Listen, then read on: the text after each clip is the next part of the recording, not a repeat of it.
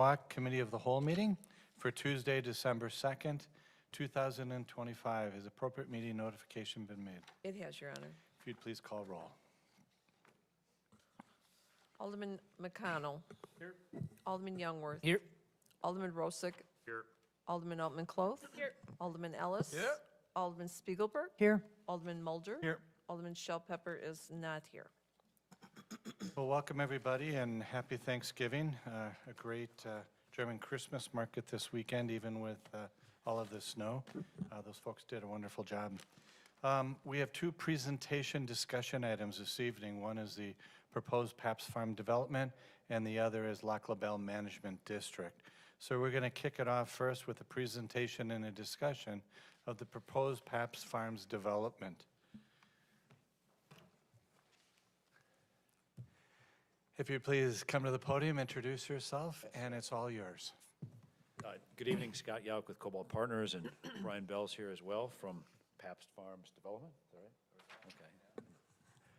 I've met him before. I've heard about him. Is this on? Can you? Is it on? Is it? Okay. It's like, you're just too tall. Too tall. I'll try to do what I can here. Well, good evening. So we're here. We were here before you in October, early October, with an MOU that ultimately you voted to approve and execute. That was a tri-party agreement between us as development entity, the City of Oconomowoc, and the Village of Summit, which kind of laid out a process and a number of steps. And it had various deliverables. Those deliverables, just to refresh you, were identifying the project team, and there were dates that went with these, so that was due on the 14th. We've provided, some of this we've provided at staff level. We meet about every other week with joint city and village staff. A market analysis, which talked about the depth of the market for some of the retail, for some of the housing. That is due actually on 12/14. We've provided that information already, so we're trying to overachieve a little bit, get ahead of schedule, because ultimately our goal, if this all goes well, would be to be in a position to start moving ground and doing some construction by second quarter of next year. So we're trying to, those dates had a little bit of flex time built in, so we're moving along a bit ahead of schedule. The third item that was to be delivered is a master plan, and that's due on 12/29. That's really what we're here to talk about tonight. But just to continue the context, the next steps then would be a financial model. And the financial model really gets built based on the site plan. So if we get some feedback tonight on the site plan, we can then translate that to a financial model in terms of what does that increment look like, what are the project costs, and then thereafter would be an implementation plan and a timeline. So there's kind of hopefully a method to the madness here. With regard to the master plan and what you'll see tonight, really the goal is to talk about the types of uses, a site plan that includes sort of building pads, high level how kind of parking works, what the road infrastructure is, some of the green spaces. We're not to the point of architecture at this point. Certainly that's things that will be before you in the future. We did in the past show some examples of some of the building types, and we'll be able to talk to that, and I think at a subsequent meeting provide some of that. But as we go through this tonight, if there's questions about what some of those housing types might be, I'm glad to kind of give you some sense of what we talk about. If we talk about like a single family attached home or a garden style apartment, what those things mean. So again, the goal today is really to review that site plan. The MOU contemplates feedback from the municipalities as to these various deliverables along the way. So we're really looking for that guidance tonight so we can kind of continue from this point forward with some of those next steps I identified. There are things that you don't see here that come up when we've had some of the staff meetings, and so we may get into issues, well, what types of uses would be contained in these buildings. For the types of development we're talking about, especially the retail, these are higher end types of retailers. They'll typically have a number of prohibited uses, so it may be things like, let me get examples here. We had uses like car washes are one of them, arcades, billiard halls, pawn shops, secondhand shops. There's a number of uses that a lot of these retailers don't want to have become part of a development. So those things are uses that we would include in what would be an REA, which is a governing document that restricts the types of uses that could be here. So those are things that will come at a later point, but so tonight, you'll see these buildings. I just don't want people to assume that, there's no control over what those uses will be. We will have another step in the process that will start to identify what uses can and can't be So you're included. saying in no the- tattoo parlor? We are, well, Brian's got most of his now, right? So Oh, you I guys think are we're all covered. You're all Okay. inked up Yeah, already? Okay. right. So I just wanted to make sure that's understood, that there's a whole nother round of things that will happen in that regard. Branding and architecture, there will be some images, and you've seen some of the prior images. That's not, those are more aimed at the housing style of the quality of the architecture, not so much the particular flavor for this, which would be more oriented toward, the Harvest, the Pabst Farms, some of those types of aesthetics. One of the things we'll talk about, we'll get into tonight, I think, is the ratio of renter to owner-occupied homes, and I know Jason's run some calculations on that based on what we're presenting, so we can talk about that in a little while as well. I think with that, I'll go to the site plan. So is everybody comfortable with kind of the expectations? You've got the basic site plan. Give them as much feedback as you can, what you like, what you don't like, what you disagree with, what you'd want. And then, if I understand you correctly, then the next step is more of a defined site plan where we can get really more into the details. But the core concept will be there, because without it, you can't really run the numbers and put a proposal together for us. Is that an accurate statement? Yeah, that's very accurate. Appreciate it. We're looking for direction, right, that this is going in the right direction or not. And a lot of work went into trying to balance rooftops and some housing density, hopefully at appropriate levels, with also the retail, so that this works. You see, most development these days, I think you see more and more mixed-use developments. It's just what becomes sustainable and what works. So there's a lot of thought that goes into that to reach this balance. But you're right, we're looking more for direction today, and then with that, we'd come back with a lot more in terms of architectural flavor, branding, and a lot more detailed. These are kind of like sketched type drawings as opposed to, more hardline detail. That would be part of the process. So we'd come back for zoning and all those other steps along the way. One thing I'd point out, we had a neighborhood meeting on October 23rd. We had about 150 to 180 people. I know some of you were there. We did get 138, I think, people that signed up for information. And so we did send out yesterday to all the 138 people what you're seeing here as well tonight. So we're sharing all this information also with those who are interested. And so we did indicate some of the materials you'll see in that packet were what went out. So just kind of where we left off is a reference to where we left off at the informational meeting. You'll see there's a slide, and we left this for you. There's a lot of reading. We're not going to go through all this tonight, but you can take a look at some of those things if you're interested, offline. But one of the feedback component you'll see, this is based on taking the feedback we received from maybe 15 people, running it through ChatGPT, so there's no bias, and it came back with some summaries as to what some of those themes were. So again, they're liking some element of localness in the retail.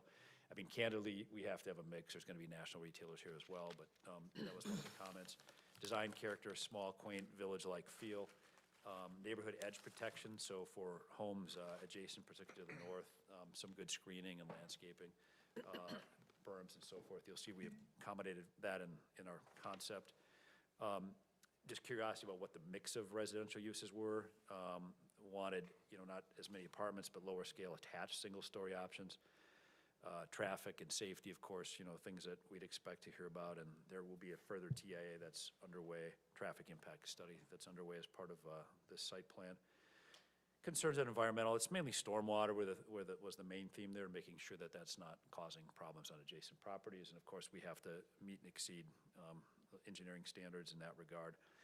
And then they were appreciative of the communication, so we think we've continued to do a good job in that regard, and I'm proud of those efforts. So that was the feedback. Any questions I can answer on that? So when was this the first time you emailed people? Like you said, something went out today already with this concept? We did, yes. We sent after the last meeting on the 23rd, and then Right. we were there. We sent out just copies of the boards and everything that was available then. Right. And the ability to comment. So the comments that I'm summarizing now were comments Okay. that came back from that meeting. And then we sent out exactly the packet you're seeing here to everybody else. So that's the first time really it's gone out with the site plan. We did get 2 comments back. But it didn't go out to the council though, did it? No, and it did, we had a bit of a, and we're gonna send that right away. Okay. It should, you have the packet in front of you, but I think, I tried to forward some of them, and I guess forwarding doesn't work, it has to come directly. I from the actually source. got it because I did attend the, Oh, I so got you were the signed first, up at because that, I had probably. attended it and Okay. put my email down. But just, I was kind of curious from the other individuals.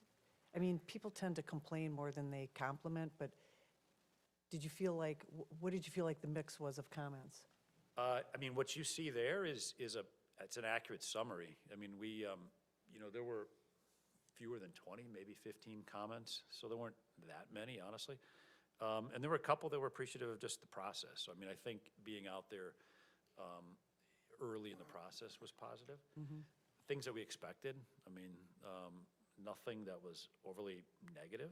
I think it's probably, as far as some of these go, neutral to slightly positive, I'd say. Okay. I've seen some negative ones, but.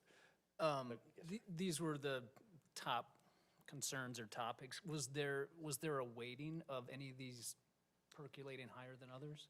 No, but again, for whatever ChatGPT, I found it works pretty well. I get the premium version, so it does a little better, but, it took them all in. It tends to kind of say these are, it does a good job summarizing them. There weren't hundreds, honestly, so these are accurate. I don't think that, I would say that, any of them weighted much more heavily than others. I mean, there weren't like a theme where we had 80% were the same theme. Okay. So I think this is a fair representation, and I think we're taking all these into account. So I don't think there's any we're not addressing, honestly. Thank you. Okay, well, then, the other things, I just want to point out some other things in those discussions. We did, based on that, the site plan that, we have tonight, it's based on some of that input.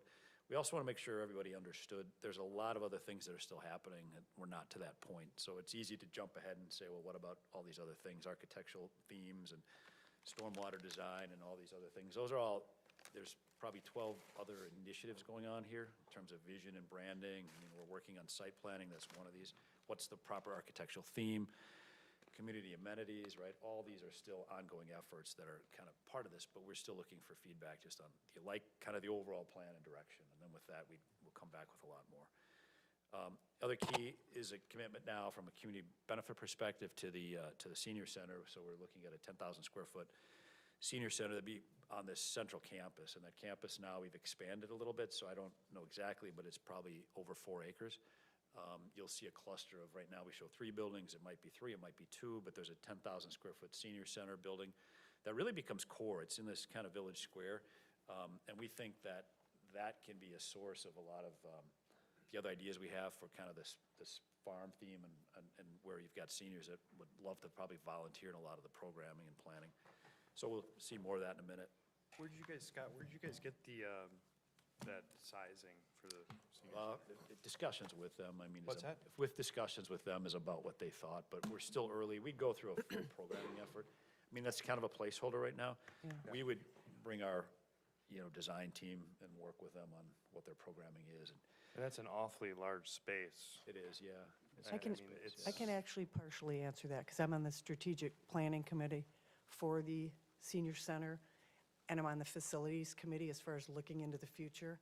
For a And they have 10,000 done- square foot building, What'd you say? 10,000 square feet? Yeah, I mean, at How are they this, gonna pay for that? at this point, they're asking for 10,000, and that includes potentially like an indoor pickleball court. They've been looking to the facility in Appleton, which is 10,000 square feet, and is a very successful center. There are more individuals turning 65 this year than ever in the history of our country, and that's not going to slow down anytime soon. The other thing we're looking at, though, Matt, is the fact that this will be not just an Oconomowoc Senior Center, it will be a Lake Country Senior Center, and we're looking for other communities to be able to have a buy-in to this. We have 1,000 members now at the center, and that's not slowing down anytime soon. The question is, we're going from a very small facility to a pretty large facility for the space. There's a TIF request that we help build it, but then there's going to be buy-in from other communities. Are they going to give us TIF money? Are they going to give us money back? That's still in negotiations. That's still in the thought process. This is just a number. It doesn't mean it has to be. It's a starting point. It's a placeholder, that's all. It's Yeah. very large. Yeah, I think, I mean, it is a good-sized space, and I think ultimately what would happen, I mean, we're sort of taking what the request is and showing that right now without being in a position to comment, just without knowing, but I mean, our designers would get involved, and we could go through programming I exercises. mean, and this isn't to you guys. If there's people planning this center right now, whoever they are, that information ought to be coming to the council. Right? I mean, you guys are saying you're gonna start doing some proposals in January. We're looking at a 10,000 square foot center. Haven't seen anything. I mean, indoor pickleball court, that sounds crazy to me, but, you know, if there's already planning going on and there's drawings, there's ideas, there's concepts, Right as now, part of this whole deal, we should be seeing some of that. the council will be very involved, but right now they haven't gotten to that point, Right. so there's nothing to show you. Yeah, there's, So what they've done is they've looked at it, they're gonna take trips up to Appleton to look at that facility as well. Of the 1,000-plus members, over 700 are very, very active. And so it's an opportunity, if we want, the council wants, to be able to give a public benefit and a way to fund the building itself. But it's very much in its infancy stages. You can take that same area and do something else with it as well. That area was an open area that was going to be this kind of farm-to-table concept.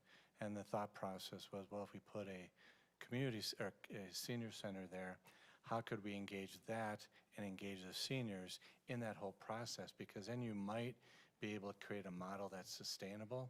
You've heard me talk about, I'm not sure that this farm-to-table concept there would work if it's something somebody's got to run it, somebody's got to do it. So all of those things are in its infancy, and right now it's just a placeholder that has a potential of being there, but and this, we don't have any further information, at least I don't, unless you do, Karen. and this is the first time that any of us have seen this actually in print, that this is a possibility. That's how much of the infancy stage this is. And the senior center right now is on a lease. Their space is owned by the Berkshire Apartments, senior apartments, and they've already taken a bunch of their square footage already, and they can take that back at any time, and then they have nowhere to be. So I just think let's kind of looking into shift, and we can have a senior center discussion another time. Yep. If we want to bring it back after they've gone through their presentation and discuss it more, council, that's fine, because it's part of this agenda item. But I want to make sure we stay focused on your plan and what your questions are and how the council can give you the feedback you've requested. Okay. Well, so we'll jump to the plan right now, and again, there's a lot to digest here.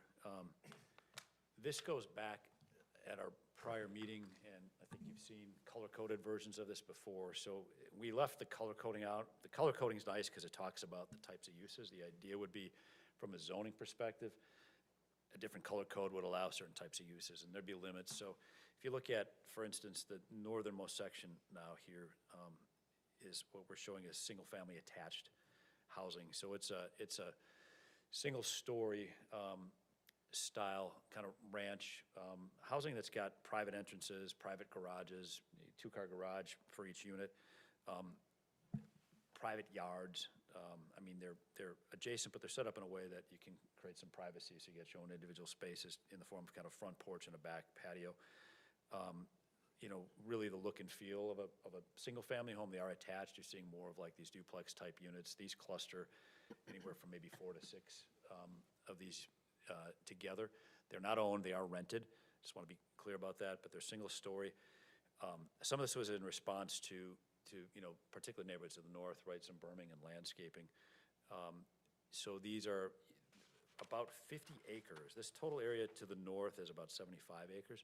So more than 50 acres of that is dedicated to that style, which is a density of 5 or fewer. It varies in Oconomowoc to Summit. There's slight differences between the two, not by design, just the way it happens mathematically. Oconomowoc's a slightly lower density. I'm going to skip to this and come back in a second, but across both communities then on the housing, we're about 9.5 units per acre. I think Oconomowoc's about 9.2 and Summit's around 9.9.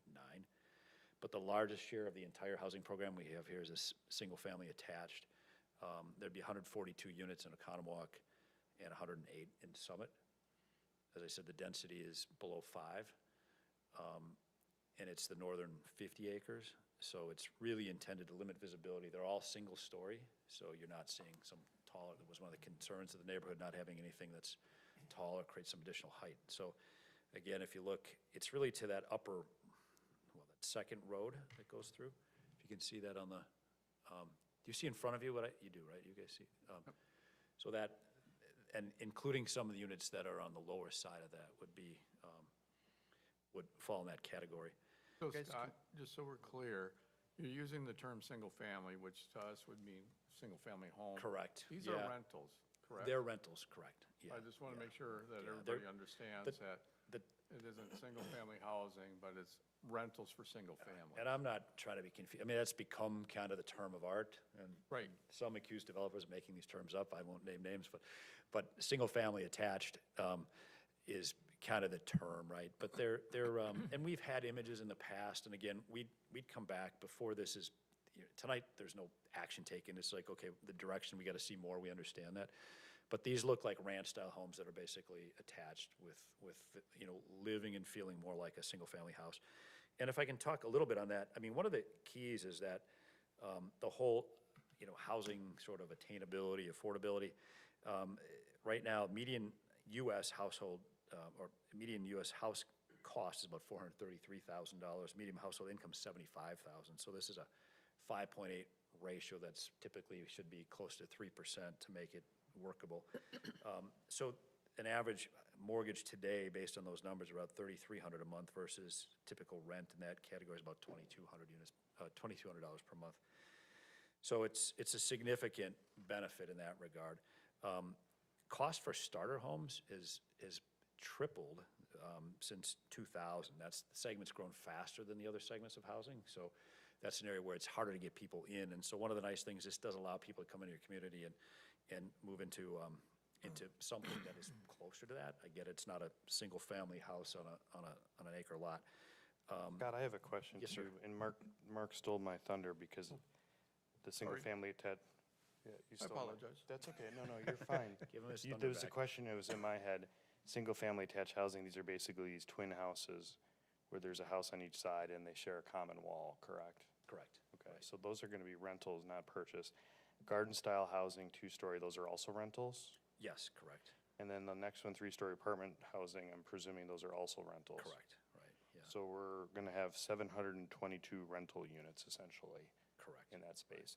Why not, and you're talking about how hard it is to get into the community, and yet just the community north, Lake Country Estates there, they built all single-family housing. There's no apartments in there. They built that thing up in 5 years. I don't know how many units are there, 300 units, 320? I mean, that thing went up, everything sold. Yeah. Pareto Homes through there or whatever, at one point. I don't know, What year was it jumped out at me when I saw the presentation just today, when I got here early to read it, so.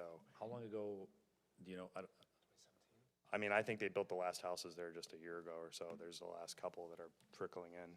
yeah, I mean, one of the things is just that affordability, right, becomes a Well, bit it's of not an issue. affordable, but right, it's not, but if they're rentals, and I'm not trying to be argumentative, but rentals aren't affordable either necessarily. They're not buying a house. Right, You're not making right. affordable housing, you're not making affordable homes, you're just creating potentially affordable housing, right? But I think to Yeah. that point, I mean, Can you speak on the microphone, yeah, please? what are prices going for in Lake Country Village? You know, I think A little of closer, sorry. East Lake Village. Yeah, East Lake Village, I mean, I've seen prices go upwards of 700,000-800,000. I mean, I have to think Lake Country Village is 600. You know, if that's the starter home that Economwalk has, I'm not sure we're giving optionality to young families that want to come in. And I would also say the bookend to this is the empty nesters. What are their options to stay within the community, albeit rental, but worry-free living? This gives them an option to kind of stay, you know, in their neighborhood, in their community within Oconomowoc, and as an option. Well, why so many units? So many rental units? Why Well, couldn't again, some of them be I mean, purchased by an individual or individuals? I'm having a problem wrapping my brain around that. Help me. Yeah, well, there's a number of things. I mean, one, you know, one of the curse and the benefit of coming with a comprehensive plan, right? Because this is, 7, 8-year plan, so it sounds like a lot. When you break it out per community by year, it's fewer than 50 units a year, so it's not a lot. But we're coming in with a plan, versus if you heard, hey, we're gonna propose one, development that's 160 units, and then 3 years from now, we come into the next one, right? So we're kind of laying out a whole plan that I think gives some element of control, so I think when you look at it, this isn't day one, 700 units, it's about high 300s and, 372 in Oconomowoc? I mean, there's big projects at 372 units, and that's over multiple years. The other thing is it helps us to control kind of these rooftops. So when we want to bring in some of these retailers, we can control how that happens. The single-family market is a little less hard to control. I mean, it sort of gets absorbed as it gets absorbed. Maybe it'd be quickly, maybe it wouldn't be. I mean, I think you'd start seeing home prices. It's hard to see. I mean, you look at, there's over in Oak Creek, I don't know if anyone knows that, it's called Lake Park, or Lake Park Commons, or Lake Vista Commons.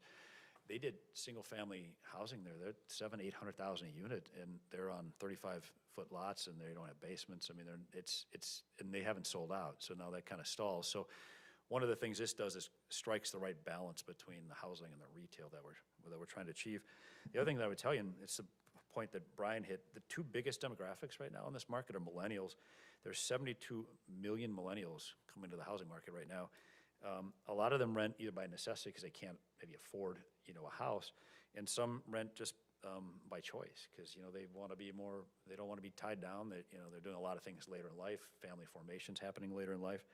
So we're hitting that part of the demographic, and then the other big part, the second largest renter demographic right now is baby boomers, and within 15 years, that population is going to grow from 48 million to 79 million, which is a 65% increase, and they really want maintenance-free living. So, I mean, this is offering a housing type. I know it's subjective, there's no right or wrong, and people form the opinions they form, whether you own or you rent, are you more committed to the community? I mean, arguably yes, but, that's changing. Think about when cars were purchased versus when leasing became an issue. I leased my first car, my parents like, why would you lease a car? But I mean, it's just, some of this is changing in how this happens. So, our concern primarily is one, the cost and affordability and the lack of predictability of saying we put in, 200 single-family lots. I think it's just, I don't know that we can control the overall thing that we have to. So we're offering this range of housing that I think, is intended to really address current needs and current demands. Eric, and just for the council, Eric is trying to say something. Just because it's a discussion, let's be very casual and just jump in and ask questions. You don't need to look to me. I'll try to keep my eyes open, and You sleeping over here, this guy? yeah. I just have a question and a comment. The question is, could we, and again, this is preliminary, can we look at a plan that's got more condominiums in it? That's the question. Comment is, do we have, with the ratios, I forget if it's 70, 30, 60, 40, whatever that is, do we need to have a conversation about that? Does this exceed that? What does that look like? We do, and that's coming up, so I'm not sure when. Okay. Well, I can either, do you want me to do this, or Jason, you want to do it? Were you planning to?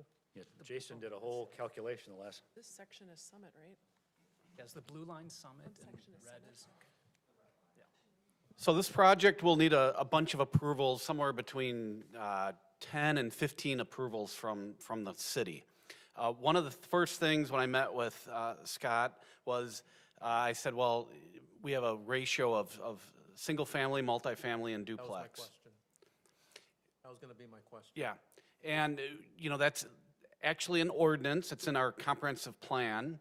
So we'd have to have a 30-day notice in the paper, and we'd have to amend it. We'd also have to amend the, as well as the land use designation in the comprehensive plan. But we have two things, the housing ratio and then the land use. So that's kind of the number one step here. So tonight, we're talking about the densities, and are you guys comfortable, and gals, I'm sorry, with the density that's being proposed? So I just saw this plan for the first time this afternoon. I ran the numbers around 5 o'clock today.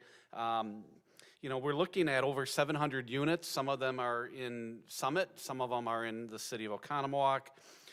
I came up with, and I actually had to count the units, about 372 units are in the city of Oconomowoc. I treated all of them as multifamily because I'm looking at that going, I think the intent of multifamily is when you have more than 2 units put together, and all of these are. So currently, I have the housing tracker with me. For single family, we're at, with all the developments that have been approved to date, even ones that haven't been built, like Prairie Creek 11 way up there, the 88 units. That was the most recent one, as well as Weston Acres, 83 units. It's been calculated, and we're at 60%, 0.285, 60.28 for single family. Multifamily, we're at 34.83, and then duplex is 4.8. The ratio was not to exceed 60% for single, or not to go under 60% for single family, not to exceed 35% for multifamily, and not to, and then whatever's left over for duplex, around 5%. So we are right where we're supposed to be right now. We're in compliance with our ratios that this council established. But I've been tracking these, and I'm really good about that. This will take us over the ratio. Now, the numbers, how much? Well, we didn't add any single family, so that's at 60.2. That would drop to 58.3. The multifamily, I added 372 units, so that would increase from 34.8% to 36.975. And then the duplex, we don't gain any of those. It goes from 4.8 to 4.7. So we'd have to change the ratios to, say, single family is not to go below 58% versus 60. Multifamily is not to exceed 37% versus 35, and duplex not to go below 5. So it's up to you guys if you want to, make that change. There is some other developments in the city that are contemplating multifamily as well. I didn't want to include those tonight. That would muddy the water, and plus those are somewhat confidential things that I'm working with, but I just want you to know there's other people considering asking for an amendment as well. I don't know if you want to throw those all in together. And the last thing I want to say is when you guys adopted that ordinance to amend the plan and create the ratios, you did say, we'll leave an open mind if the right project comes in the right location, we would consider it. We'd have to go through the process. This project, I think, is in the right location. I don't know, I'm not going to judge on if it's too high, too dense or not, but this is, I think, and the style of the buildings, they're not the big, I'll say the Hackney House type apartments or they're big, large buildings. There's 2 large buildings. One is in the 3-story apartments. One is in the city, one's in the village of Summit. But overall, I think maybe this is the location and the type of buildings should be considered. But it's ultimately comes down to a policy decision if you want to use it. Jason, so you said there's another 88 units up by Prairie Creek. Anything else, any other potential down the road? Nothing that's materialized, obviously, but any other potential for single-family residences? You know what I mean? Right, that's already included. Weston Acres is included in the calculation already. We just looked at that. That's Yeah. on the far west side by Weston Meadows. Yeah. Is there, no, nothing in the near future. We've been talking with some developers about stuff on the west side, but there's some sewer studies being done out there, and that's a ways off yet for single family. You guys just jump in. I think Jennifer wanted to. So just two thoughts, kind of a question. You made the comment about 2 units that are together you consider a multifamily, Greater than 2 units. but not when we had the twin homes at Arrowwood, then that wasn't? Those are a individual multifamily? lots, they just have a 0 setback. So these would not be individual lots. I asked that during our meeting today, and these Okay. would be like an apartment project. This would be laid out like an apartment. Okay. It'd be one big building, and then another building, there's not lot lines in between. The twin homes that we have in Arrowwood, those were counted as single-family homes because they have individual lots. So you're the owner, these would not be owners, and then, the home is on the lot, it's just a 0 setback. Okay. And then just another comment, and I guess this just, I don't know, I guess I'm just gonna be really blunt, just kind of makes me mad. When Bickler had proposed the apartments out on K and P, I thought that was a fairly thoughtful project, and he was really willing to work with us on the unit count, things like that. And that's a developer that put up a ton of single-family homes in our area. And then after we put the ratio in, pretty much got shot down. He was pretty gracious, went back to the drawing board, now is putting in what he put in. This project, this is a ton of rental projects. And I don't know, I don't know if I would be in favor of making an exception for what we went through to get through to that ratio to begin with. I've got a few comments. Let me hit Kevin first. Poor Rusty. He's been raising his hand the whole time. You So, guys just speak up, I don't care. Jason, I have to disagree with you on one thing. You had mentioned that we, in our conversation about the housing, I remember Beckler being here, that we were going to keep an open mind on the ratio. I have to disagree with you there. I think we took a very hard line and we said we don't want to see that ratio change. For several reasons. One reason was our constituents didn't want that. Second off, like Jennifer just mentioned, Bickler went back to the drawing board and came back, and we were able to sustain the percentages at which we were looking to sustain. I'm just going to, I'm from New York, so I'm just going to put it out there. I'm a hard no.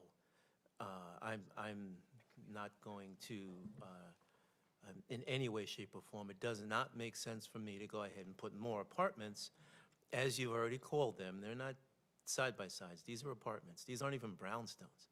These are apartments where it's going to reduce our single-family ratio and increase our apartments in a sense. I've got a few concerns that have been issued or been brought up before.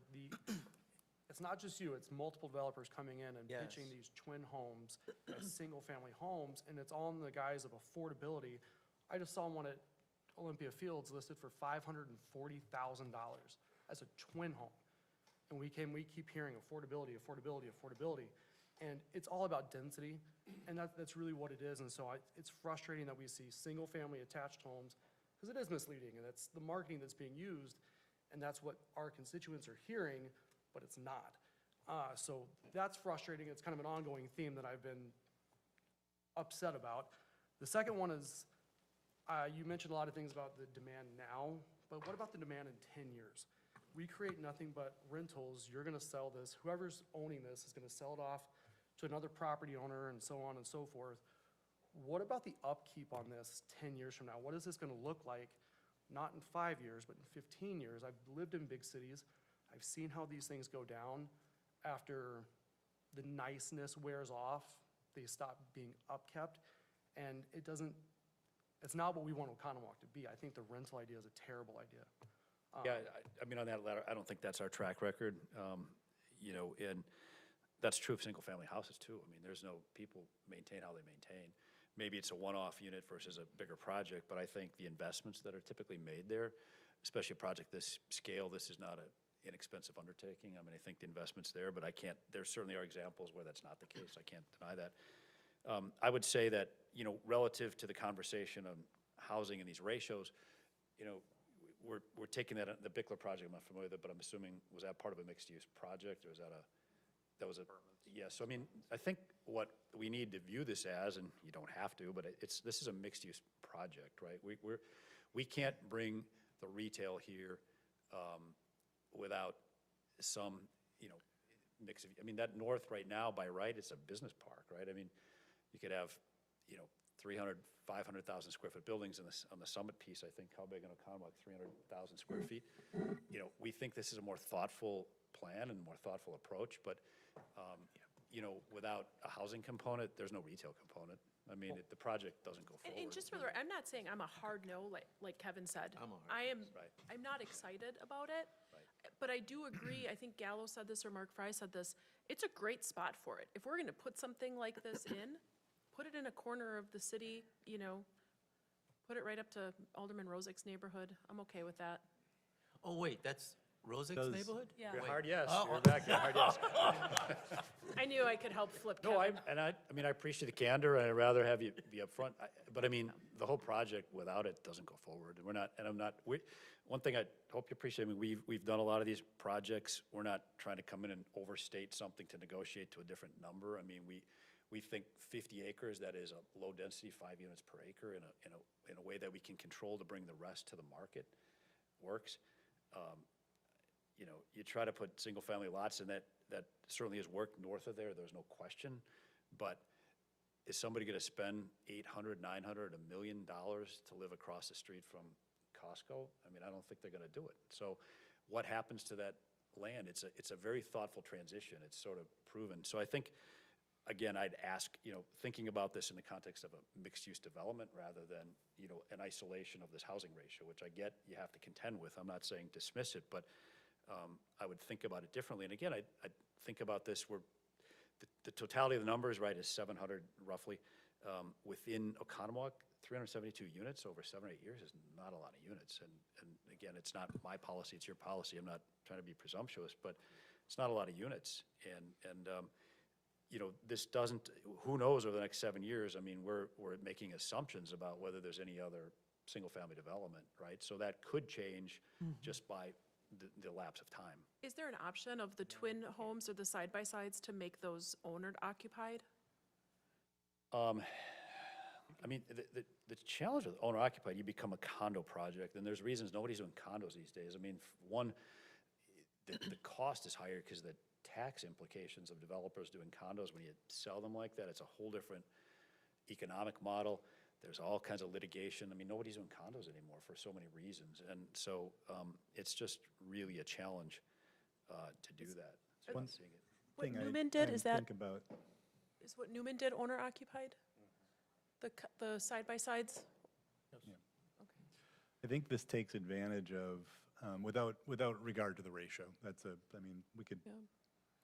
I can put it up or down, but I think this takes advantage of some infrastructure that's out there with those roundabouts and on-ramps and off-ramps, that this would, from a congestion standpoint to the city, not add much congestion to the city, because the access would be used, is very sparingly used right now because of that. So I think you're right. To me, this feels like the right type of transition from what's going to be very heavily trafficked retail into, you know, into single family. So it makes sense to me, you know, the larger 3-story apartments being right there on the edge that are kind of buffering, you know, those more single family behind it. I mean, I think the layout makes a lot of sense to me. The location is great. The fact that it's a shared piece of property with Summit, and we could get all of that developed at once rather than piecemeal. To your That is a point, what it's positive. zoned for right now is a warehouse. We're putting in a lot of value that would bring a lot of value to the city. Probably the highest type of tax return we can get generating from there. You know, so without, you know, commenting about having to think more about the ratio, Kevin, I remember somewhere in the middle, it was a difficult decision. I don't remember us ever saying we'd never violate it, but I do know that changing something a year after we did it does make us look a little bit short-sighted. And maybe we need to be thinking about a greater vision when we vote on some of those things, because we do have there are still big pieces of land around Oconomowoc. So, you know, so overall, I think the project works really well where it is. The ratio, you know, does make me think, but other than that, I think it's really well designed. So I have a question. How much land do we now have that is developable because of the fact that we are landlocked? We got villages on all 12 sides. The west is still open. Across the field from my house. Yeah. But that's a different county and creates different challenges. Right, that's a different county, and then But it's still possible. For 10 years down the road, something like that. I think if I could add on to your question, then Alderman, you know, Mulder, you know, Thank you. to play the history of Pabst Farms and where the Bell family's been on this for 25 years, I think the feedback that we've heard from all of you is what is the master plan, albeit revised or whatnot. And, you know, we've come forward with Marcus deals and McDonald's deals. I think the feedback really has been, well, what else is going on here? I think this is a real opportunity for us to come before you and take the good with maybe some of the items that give you pause, but it allows you to really see the overall vision. And you could do a new PD overlay on this and give further restrictions and frankly prevent what currently is zoned with business park or, you know, industrial buildings. This allows us to kind of collaboratively work together, two municipalities, to create kind of a larger vision that will be far greater than if we kind of work in isolation between the municipalities and current zoning. This really, you know, allows us to kind of have a thoughtful vision to it. Well, I think we need a lot more time to discuss this. I mean, Yes. we're already 37 o'clock, and I know we have another presentation. I think for me, you know, my house is technically in your picture. I live right there. I am concerned about the number of rentals in the mix. When I saw earlier renderings of this, my concept was more like what's going on in Olympia, where there's, you know, some apartments in front, you know, maybe some mixed-use stuff. And they've got some pretty cool stuff back there. And then they've got some split homes, and then it transitions into single-family when it abuts your neighborhood, Briarwood. That, to me, seems like a more thoughtful approach to that. I get what you guys are trying to do there. It's just a lot of rentals in that spot. And then that raises the other question. So the one positive is I agree, I like a master plan through the whole thing better than what we've seen some other piecemeal deals trying to go in. What I don't understand is if you're gonna have 720 units of rental there, run by either Cobalt or whoever is gonna run it, why you would ever need TIF money from us. Why? I mean, if it's all rental, if it's all rental and it's all income generating, it's not selling parcels and, you know, maybe losing money because a parcel doesn't sell because it's in a bad spot.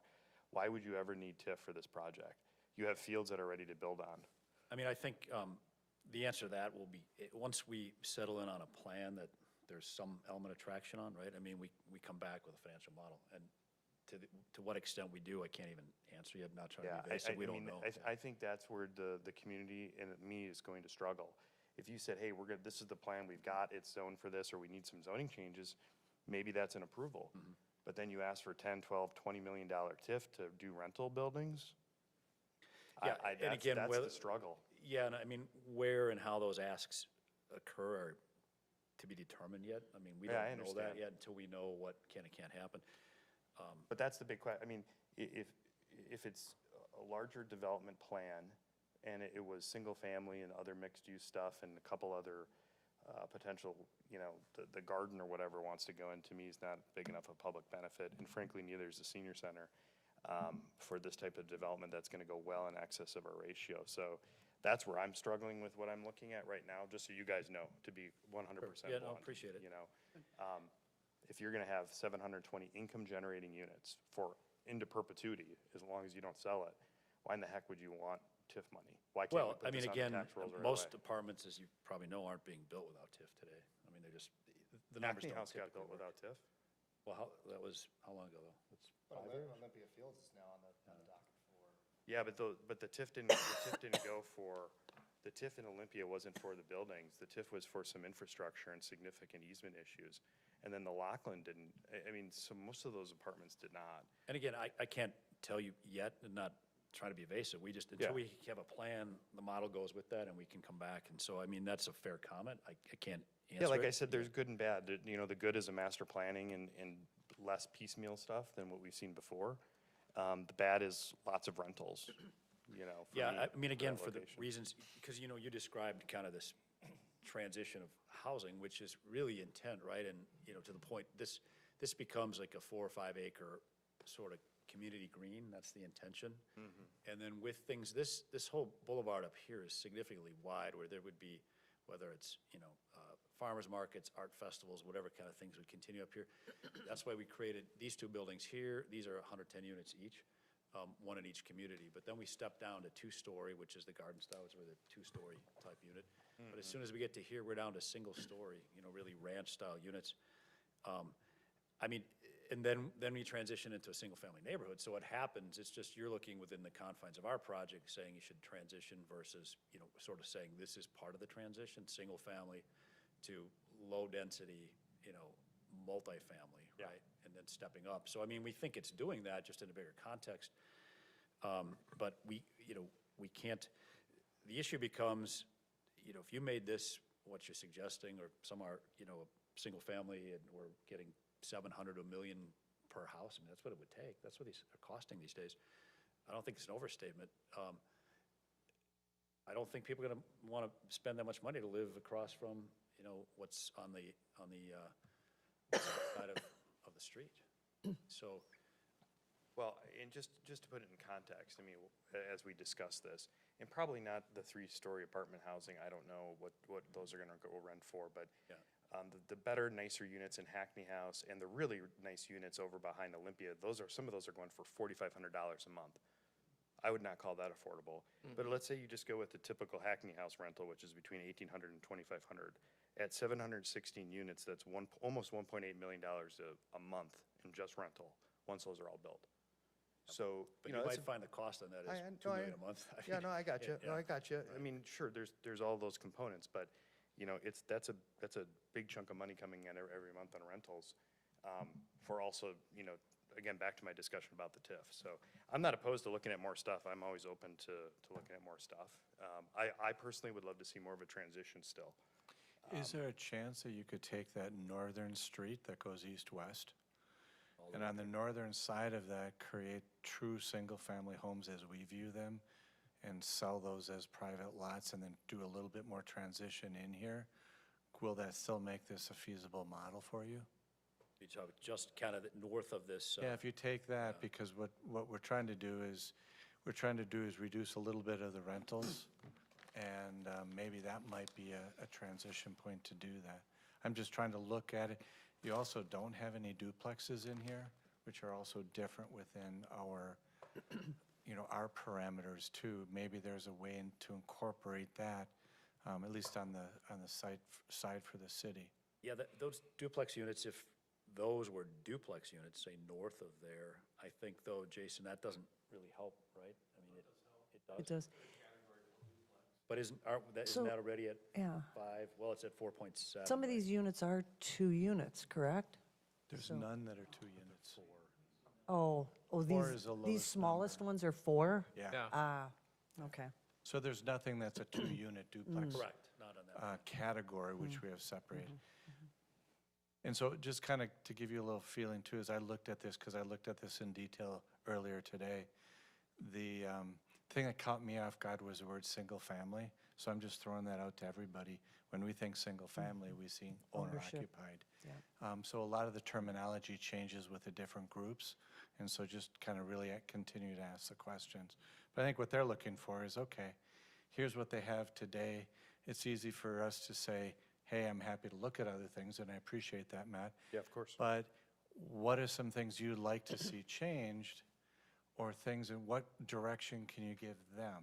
Well, I think your position is what could be more doable, I think, for my constituents in the area and the people that I know that live around the area, is more of a transition to, look, we've been approving housing, single-family housing with smaller lot sizes out in Prairie Creek, I think 11 or 9 or 10 or whatever the heck we're at out there.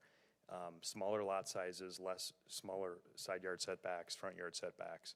So you can, you know, the land is the most, sometimes very expensive, right? So if you can squeeze an extra home in an acre, an extra 2 per acre or whatever, you can increase value there. I'm not a developer, so I don't know how those numbers work out, but the developers up in Prairie Creek seem to have figured it out, and we gave them smaller lot sizes to do some of that in. Well, that's what Bickler did on the land that he wanted to do the apartments. Do you know those numbers off the top of your head, Jason?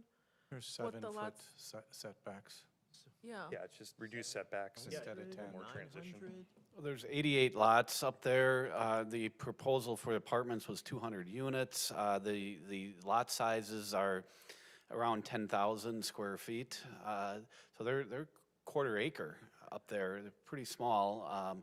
And then they had reduced, we have setbacks for the street on a corner lot, we have, it's the same on both streets. They have, the one is 25 feet that the front faces the garage, and then the other street, we reduced it to 20 feet. We reduced the lot width down to, instead of 70 feet, we reduced it to 60 feet The point is. with the- 7-foot side yard The setbacks. point is we made changes there to allow more homes in the area versus what our standard setbacks and side yard setbacks and whatnot are. So to me, that's a solution. That could be a transition mode That if the could be numbers some of the work for you transition. guys. And again, I don't know if those numbers work for you, but. Yeah, I mean, doing that can help, right? I mean, what we're trying to do is, again, the only thing different on some of these comparisons is like, this is a mixed-use development, right? So we're trying to. Right. We got to have some control. I'm not saying we can't, but once you start doing that, those are, the single-family developers of the world, right, that really just do subdivisions. Different world, yeah. And so it's a little different, but I mean, here we can kind of control how that increment comes on. We can control the commitments that we make to retailers that some of this is going to happen. So we've got a little more to deal with. I'm not saying we can't look at, maybe that upper northern piece, we can look at that one. I think that would create a transition. It's not. We have several of them that do it well here that we'd be happy to introduce you to, but my guess is you know them anyway. Yeah, we know some of them, but, so, okay. Well, I mean, we can look at that upper north of that row. I think that's probably, would that help? I think it would. There's, the strip around it then wraps to this pond.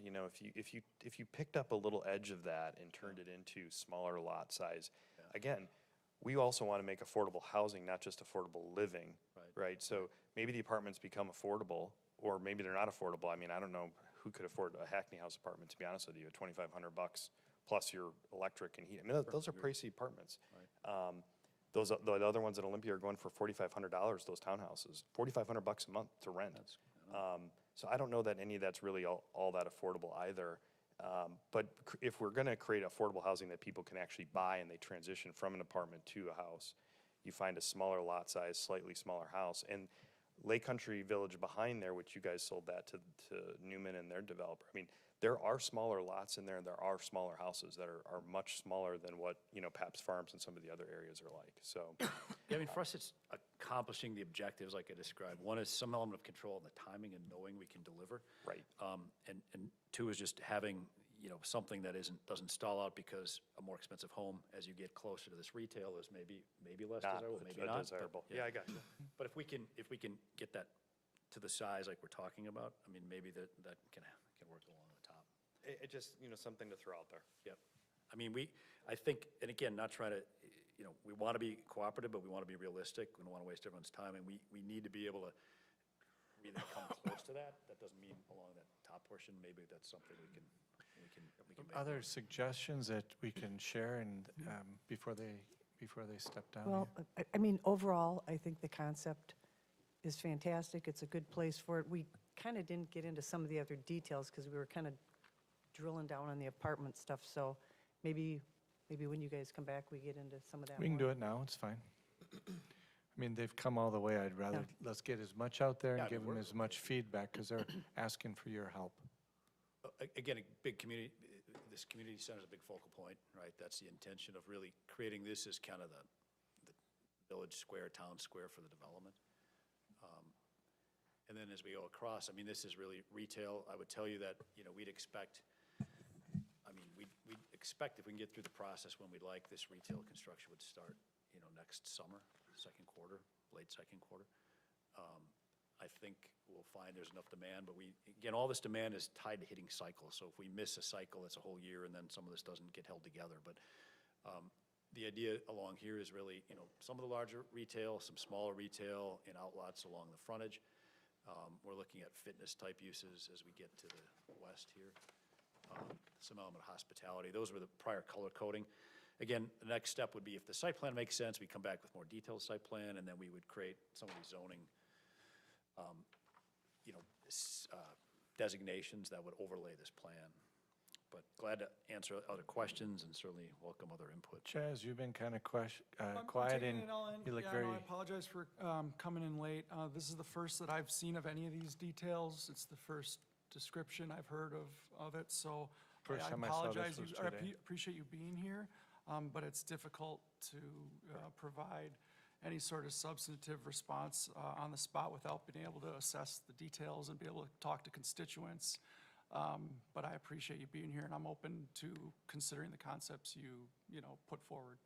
But I'm not going to provide any sort of, you know, concrete Yeah, no, position understood, and tonight. the process, I mean, we're clearly presenting for the first time, so and it just went out, I mean, this just all was in the last 2 days that we got this out, so. And we have put it out there, again, the comments have been pretty limited at this point, so we'll share those as they come in. I think one thing I can touch on from the retail standpoint, you know, we're looking at roughly 440,000 square feet, which is substantial. And that's, to put that in context, that would be, what, 9 Dick's Sporting Goods to make it work? Yeah. So, you know, I think our feedback from Mid-America will be on our team for representing this. I think demand is there, but they are timid on the amount, coupled with what's going on at PAPS 59, coupled with what Marcus will ultimately do with their movie theater and other things on that site. So I think, and then obviously Olympia Fields. So it's a lot of commercial retail to get done. So we really feel this is right size for this area. It's attainable. We're not trying to oversell in any capacity. There is one node of what we'll kind of dub as a retail node here, likely more sit-down restaurants, not fast casual, but kind of a true sit-down and maybe a little bit of strip convenience retail to it. But we really tried to, with Rinka and Mid-America, you know, look at just market assessment of what is achievable, and we feel that is right-sized. So I say that in tandem to what we're trying to do to the north here is trying to right-size this, and by branding this as the Harvest as a single development, it will allow us really to kind of tie everything together in a kind of cohesive way. So you obviously can see I'm stumping on the master vision to it, but I think it's a real opportunity to be in this position to really think this through properly and do it right, so. I would add, one thing that's probably not helping our cause is, you know, you're just seeing a generic site plan, right? And so, as we went through, you know, meeting earlier today, the idea of what do some of these look like. I mean, we could do a much better sales pitch if we're trying to do that, just to show you, you know, what all these buildings would look like and some nice architecture. So, I mean, it'll look better as it goes forward. You're seeing kind of the sausage being made at this point, but the idea is just to get something out there before we spend time and effort going down that path. If this just, you know, is a hard no to the point of, you know, it's a majority position on it, then we would just stop. But I think, you know, we'd like to come back and we can look at what we could do in the north, and also bring back some images of what some of these housing styles look like. So if I hear your question correctly, looking at just the basic concept, council, do you want them to continue to work and bring back more and give us more time to look at it? Or is there a reason at this point that you want to say absolutely not, and the majority of the council says we're out? A hard no, as you mentioned it. Are we going to have some more details on the TIF number ask at that point? I mean, when you Oh, we have some to, because more- we could end up with something we can all like, and then Right, the well, numbers that's what I don't was work. going to say. I mean, that's such an integral Yeah. part Yeah, of this and- entire question. Sure, and I mean, and again, I think the perception always like, what's your number? And we don't know it yet. I mean, we have to get to the Yeah. point of knowing what a plan is, and I mean, you know, to Alderman Rozak's point, if you got enough rental units, I mean, unfortunately, these days, rental units, more units doesn't necessarily make it easier, it makes it maybe sometimes more expensive, as does any type of development. But we'd like to get a little bit of traction, say, based on this plan, this is kind of what we think. So I don't know the answer to that yet, I just don't know it, it's too early. But I think if we can say, okay, here's a plan that there's comfort with, then we can answer that. That's why that MOU kind of goes through in a sequence. We develop a financial model based on a plan. Because once we take this, we can look at this, here's the increment, here's the cost, here's what, you know, those numbers start to look like, and share it with your advisors. Well, I'm totally with Chaz on this. I mean, I don't mind looking at more stuff and getting some better ideas on details. But yeah, I mean, this is the first time we saw it literally, you know, before the meeting, you know, during the meeting. So I haven't had a chance to digest this or literally talk to one person in my community, so I'm not going to say yay or nay to anything. Yeah. You know, at this But point. I think that we're- when we met with them earlier today, because it was our first look at it, when we talked with them earlier today, one of the things that I thought would be nice is to get some kind of visual of what do these types of houses and units look like. And so they've said they're happy to put that kind of stuff together, because it's, you know, does it gonna look like Norton Ridge? Is it gonna look like, you know, what do these single-story family single homes look like? I don't have a feel, because they're all in a row, basically, kind of like a roadhouse. So I think that unless I get someone to speak up now, I think your message is, yes, we'd like to continue to look at it. Please investigate that northern edge of maybe trying to come up with small lot size, less expensive homes as a transition from the other group, and try to put something together, come back, show it to the council, try to give us a little more detail, and then we can start to look at the numbers to see if it would go. Now, the question I have for you is, do you have any further questions for the council to help you get to that next step? And when would you like to come back with that next step? But is anybody fully against looking at this further? So I'm not fully against looking at it further, but I also know that, you know, we see how these things progress. I mean, you can give us designs and general concepts, but I mean, those can change also. I mean, we did that with the Wangard property, right? Absolutely. It was going to be multiple buildings. It turned into like a single building. There wasn't TIF for a certain part. There is. So we also got to kind of enter into this realizing you might have best intentions, or you might believe it's going to be a certain way, but we could still be dealing with changes ultimately to what we believe we're getting into, so. And if we get to something we think might work, then we have to put in securities for the city. We have to make sure, okay, is this going to happen? Or are you just going to build a few houses and we get no retail at all? So there are a lot of things that we had really good discussions today with the Village of Summit and our core staff to try to make sure. But until we get to that point, because we go through this whole process and several more meetings, look at everything, it just doesn't pencil out for us. Well, and we got to be transparent too about what alternative options are at this location. And I don't know if that's really, discussion has happened in the public, but just being honest about, I mean, what else can be done here? What are the options that exist right now? And sort of having that discussion, because the way I understand it right now is we're zoning, what is it, industrial or commercial? What's the current zoning for that? Business park. Is business park. So, you know, what does that kind of by right use automatically allow? So we're dealing in realities with the community as to We what can the make options that are. a public statement so everybody understands where it is now. What happens with the land, we're out of control because we don't own it. So where that would go, this is basically the pitch from the landowner Right. with a developer. But what are the other options from the landowner? You can ask him whatever questions you want. Yeah. But we can at least be more clear to your point about, okay, how is it zoned now, and what are the acceptable usage? Absolutely. Well, I think the fear argument is really unless we change zoning for Costco. Costco went in here without all this plan, not knowing any of this was planned. So I think saying like, hey, if we don't do this, we're gonna get stuck with an Amazon warehouse, or it's either this or an Amazon warehouse, that's not fair either. I think the whole pitch we got for Costco is it's gonna inspire development all over this place. So I don't think that's saying like, hey, if we don't get this, it's gonna be an Amazon warehouse here and a business park here. We changed it for Costco, doesn't mean we can't change it for somebody else No. if we don't get this. I think you're accurate. I mean, bringing in the Costco is a driver to get this stuff going forward. That's why they're here. I mean, And maybe this isn't the right group for what this council wants to do, and maybe it'll be a different group and what have you. So we're just looking at it as an I think option. beyond whether it's the right group or not, I think I've heard two aldermen say they were unwilling, maybe three, unwilling to exceed the percentages that we put in place. If the council as a whole has that opinion that we're not open to considering things, we should let that be known so that our staff and others are not wasting their time. And if there is a hard stop by 5 of us that we will never exceed that limit, we should have that out there so people can stop wasting their time. I don't feel that way. I don't feel that way either I'm with you, Matt. But I've heard that said, and so if that is a hard number.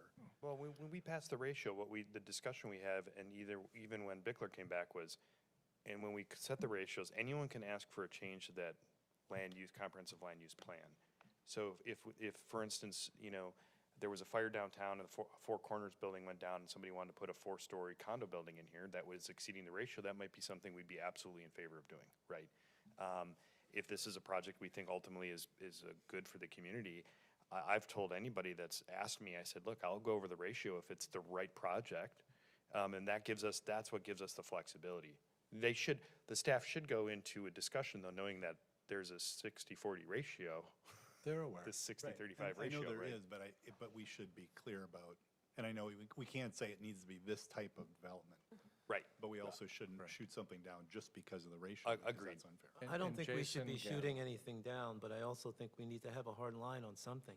What's to keep us from going, what the heck, single family 25% and everything else 75%? I mean, why not? Because it's the right project. I don't know. I think there's got to be a point where we just say, this is the line. That's kind of where I am. I want to thank you for at least trying to figure out, maybe we can fit some single families in there. I do appreciate that. I'll keep my mind open, okay? However, like I said,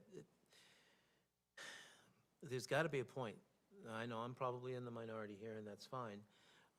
But there's got to be a point where we just say, enough is enough, and this is what it needs to be here in Oconomowoc. Alderman Ellis, I'll just make one final comment to that. We have had offers come forward that know the zoning for this, know the restrictions on building size, and have tried to put forward industrial. That's not what we want, and we're coming forward with an alternate that we think is a far better use for the lands. I'm just asking for an open mind to, again, there's some good that I've heard in agreement that people see in this, and then there's some items that have pause. I'm just asking for an open-mindedness to it in the sense of, if it is a hard no, there's also the option that we can just simply, go to those users that have clamored over the years saying, we would love to put an industrial building right on this land that would fit within the 300,000 square feet restriction and be off and running, on a by right deal. So it's not, again, that's not trying to posture, it's just simply saying that those are realities that we've fielded over the years here, and this is kind of a real opportunity that's, for me, I love the concept, it's legacy for our family. I think there's certainly options of what can be done, and I'm just asking for openness. Yeah, I mean, and I'll stop because I know what else goes there, right? I mean, it's by right, I don't think anybody probably wants. Again, if it's higher end single family, when you're approaching the numbers I talked about earlier, I mean, I think that's, one, I don't know if there's enough depth of market to do, 75 acres of that, and two, you transition to that residential. So, there's a lot of thought that went into this, but I think, if we take that upper row and create a little more transition, I mean, I think that's something we can do. Let us study that a little bit. But, you got to say, what's the alternative, right? Because it's easy to say, well, I don't like this, but. Well, thank you so much for coming in and giving us the first pass at this option. And then if you want to reach out to Mark as to when you want to come back with another option, please let us know so we can get it into the schedule. Yeah, we'll want to do it soon, just like I said, because if there is traction, we need to move, and if there's not, we don't want to waste too much time. So 2 weeks. 2 weeks. We'll be back, yeah. Okay. See you in 2 weeks. Thank you all, appreciate your time. Thank you. Thanks, guys. I thought we were going to talk about parking structure in 2 weeks. Thank you very much. Thank you, Jason. We're going to move on to our next presentation discussion item from the Lac La Belle Lake Management District. Come on up, Bruce. Jason, can you help him load his? Oh, I didn't know you had a PowerPoint. I do, that's okay. So council will probably run into a little bit past 7:30, just kind of a heads up. Right when we're done, we'll take a quick break if anybody needs to use a restroom, and then we'll jump into the council meeting. Council meeting shouldn't take too long, I don't believe, tonight, but we'll see. Every time I say that, I'm wrong. Use the mic and then use this thing to go. That one, okay, and I can use the arrows to point too, perfect. Yes, this is. Okay, that's for the arrows too. Okay. All Awesome, yours, thank you. Bruce. Do you want to introduce yourself for the record? Because you are being taped, not under oath, being Yeah, taped. that's true. Hi, my name is Bruce Nattinger. I am the chair of the Lake La Belle Management District. And hello again. I've been before you before. It's my honor and privilege to present this year's annual report of the Lac La Belle Management District. My recommendation is that this become an annual event and that the Lake District, the city, and the village work more closely to ensure the continuing health and enjoyment of this treasured resource. From an environmental standpoint, this past year found us focusing, slide. So this is Lake La Belle, actually. You might have recognized it. It's from my balcony.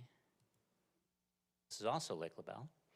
From an environmental standpoint, this past year found us focusing on the wetlands surrounding the northern sections of Lac La Belle, as well as the lake itself. A healthy watershed is an important key to a healthy lake.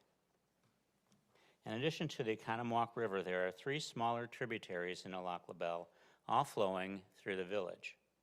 2 of these creeks enter the lake through what is now the historic village, these being Cottonwood Creek, also known as Golf Course Creek, which enters roughly here,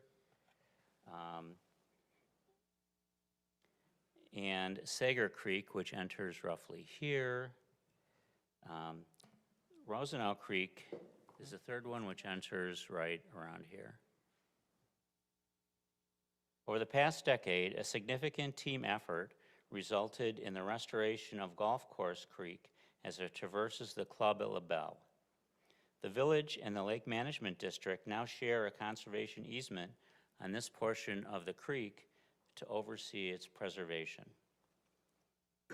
Before reaching the golf course and then the lake, Cottonwood Creek flows through farm fields, a major source of phosphorus and sediment, so up here on the other side of 16. This year, one of our partners, the Economowoc Watershed Protection Program, there we go, managed by Eric Jost, restored a large section of Cottonwood Creek. OWPP's partners in this project include the Lake Management District, Tall Pines Conservancy, the Runyard Farm, on which the creek flows, and the village of Lac La Belle. This project is quite impressive. So this photo was taken late spring before all the trees had come out, and this photo was taken at a tour that we had with Alderman Spiegelberg. This is what the creek looks like now, fully restored. Sager Creek is a small tributary which runs its entire length in the historic village through what was once public land. Ignored for many years, the area became overgrown and the creek intermittent. To reclaim this wetland, which is an important fishery for the lake, Tall Pines Conservancy stepped in and purchased the property last year, with the Lake Management District supporting this move by creating a conservation easement covering the property. The area is now known as Sager Creek Preserve, and the first public trail is now open. As for Rosenau Creek, Eric Just assures me that OWPP will begin its restoration by clearing banks of invasive buckthorn, a difficult task requiring specialized equipment, perhaps starting later this winter. Another change you may have noticed this year is the new boat launch. As promised and authorized by our members, the Lake District did in fact become the only member of that group to contribute our share of $25,000. Thank you. Thank you. Thank you. All right. It is no pleasure that we tell you that a new invasive species, starry stonewort, was recently discovered in Lac La Belle near the boat launch. The source of this infestation appears certain to have been an unsanitized boat. Commissioner Jeff Bodie has been working diligently since the discovery with Waukesha County and the DNR to develop a containment program to control SSW in Lac La Belle. To that end, we have received a proposal to manage and eliminate the starry stonewort using divers without the use of chemicals, and have applied for DNR grants to cover 75% of the costs. The divers will make 2 harvests scheduled for 2026. I would like to note also that this discovery was made between when the Lake District annual meeting notice was mailed and the meeting itself, and thus was not included in the printed budget. Yet, At our meeting,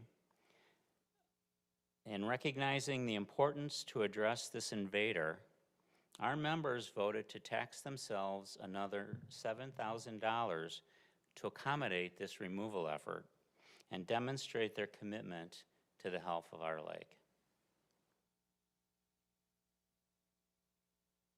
On the waterfront, the clarity of Lac La Belle continues to degrade. This incredibly interesting graph supplied by Ginny Pease from DNR data shows the change in Secchi depth readings over the past 35 years at one important site on the lake. As you may know, Secchi depth is a measure of water clarity with a larger number indicating clearer water. So on this graph, the lower portions of the graph are actually clear water and the upper portions are murky water. The clarity of Lake La Belle has decreased as a statistically significant level over this time frame. Quite interestingly, the decrease is only significant in the early and late summer when boats are active. In the fall and spring, with little boating activity, the water clarity has not changed significantly over the past 35 years. So you can clearly see that dichotomy occurring from these data. While not causative, this data would indicate that the decrease in water clarity over time, hence increased turbidity, is associated with boating activity. A closer look at the data reveals that the last 7 years or so appear to have been more right in here. This appears to be going upwards at a higher slope than the rest of the data, perhaps indicating an increase in disruptive boating activity or simply more boats. There are several takeaways from this increase in turbidity. The first is that aquatic vegetation has been reduced about 90% in the last decade or so. Less food, fewer fish. We now have an example of this effect in Lake La Belle. As you may remember, over the prior 2 years, we removed over 200,000 pounds of carp and bigmouth buffalo from the lake. This past year, the DNR, led by Ben Hessner, performed a fisheries survey to assess the effectiveness of the harvest. All types of fish were counted. While walleye continued to be the most prominent fish in the lake, the number of adult walleyes was found to be only 2/3 of what it was a decade ago, suggesting an over-competition for scarce food. And that was the DNR opinion, not my opinion. More directly, the fish food has dropped 90%, and the number of adult walleyes has decreased by roughly 33%. This is not a good look for a Class A walleye lake.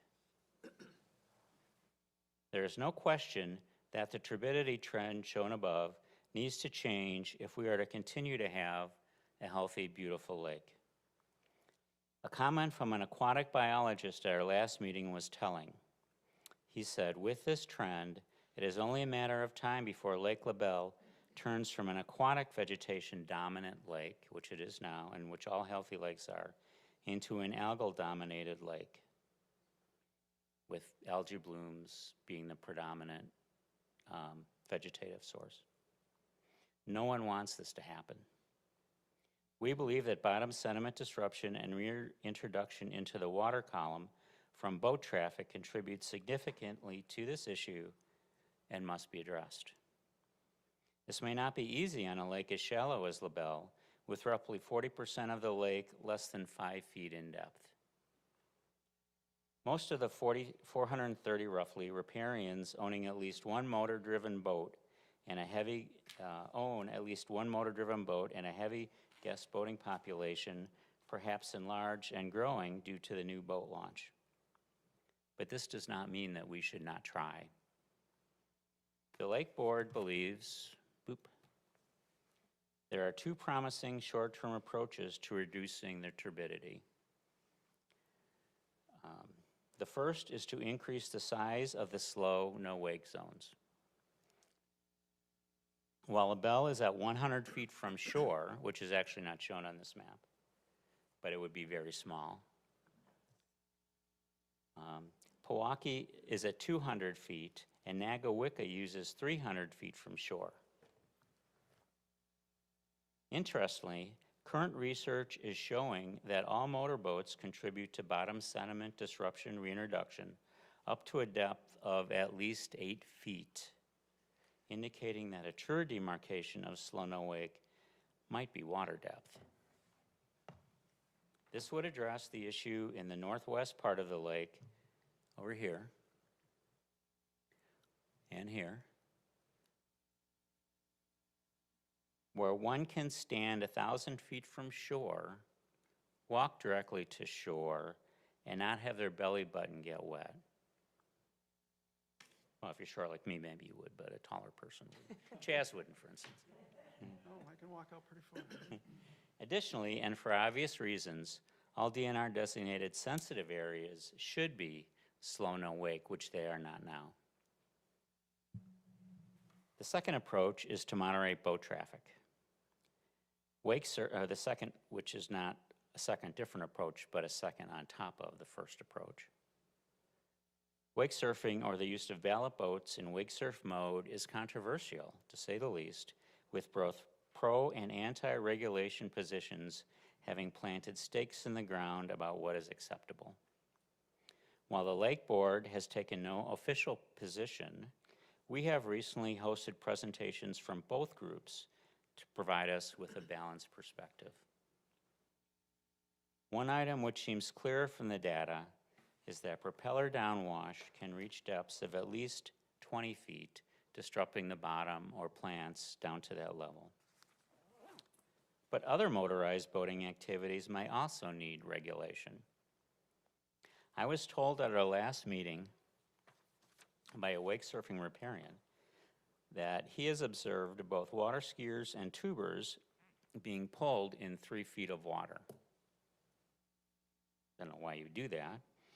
I asked him that question. He said it was the only place that was clear. So apparently the rest of the lake, that we do have a capacity issue in usage on our lake that we may need to deal with as well. Perhaps we should have designated times for designated activities, as do neighboring lakes. But these are complicated issues. We have many users of the lake with many competing needs. Our next step, we are considering using surveys or listening session town hall type meetings to present to our members and users and to gather feedback. Should you wish, we will keep you updated. We have a lot on our plate, but the team to handle it.